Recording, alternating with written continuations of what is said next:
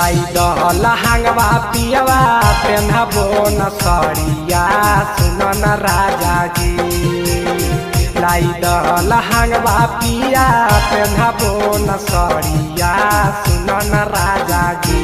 तोहरा बोलिया लगे मिठाइया बोल न राजा जी। तोहरा बोलिया लगे मिठाइया बोल न राजा जी। लाई दल हंगवा पिया पेन्हबो न सड़िया सुन न राजा जी। लाई दल हंगवा पिया पेन्हबो न सड़िया सुन न राजा जी। तोहरा बोलिया लगे मिठाइया बोल न राजा जी। तोहरा बोलिया लगे मिठाइया बोल न राजा जी।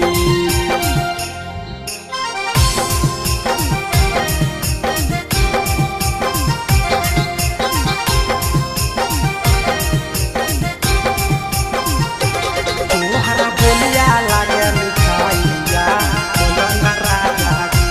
तोहरा बोलिया लगे मिठाइया बोल न राजा जी। घर के खाना खाइबो कि बाहर के खाना खाइबो सुन न राजा जी। घर के खाना खाइबो कि बाहर के खाना खाइबो सुन न राजा जी। कि तोरा ला होटल से मंगवाइबो बोल न राजा जी। तोहरा बोलिया लगो मिठाइया बोल न राजा जी। घर के खाना खाइबो कि बाहर के खाना खाइबो सुन न राजा जी। घर के खाना खाइबो कि बाहर के खाना खाइबो सुन न राजा जी। तोरा ला होटल से मंगवाइबो बोल न राजा जी। तोहरा बोलिया लगे मिठाइया बोल न राजा जी।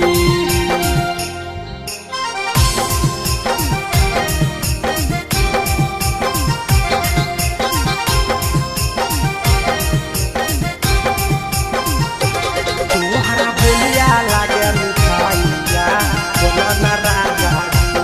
तोहरा बोलिया लगे मिठाइया बोल न राजा जी।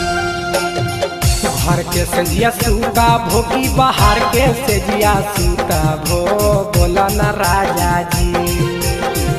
घर के सेजिया सूता भो कि बाहर के सेजिया सूता भो सुन न राजा जी। कि तोरा ला लड़की एगो मंगाइबो बोल न राजा जी। दीपक लागे छना मिठाइया सुन न राजा जी। घर के सेजिया सूता भो कि बाहर के सेजिया सूता भो बोल न राजा जी। घर के सेजिया सूता भो कि बाहर के सेजिया सूता भो सुन न राजा जी। तिरिस तूफानिया लागे मिठाइया बोल न राजा जी। तोहर बोलिया लगे मिठाइया सुन न राजा जी।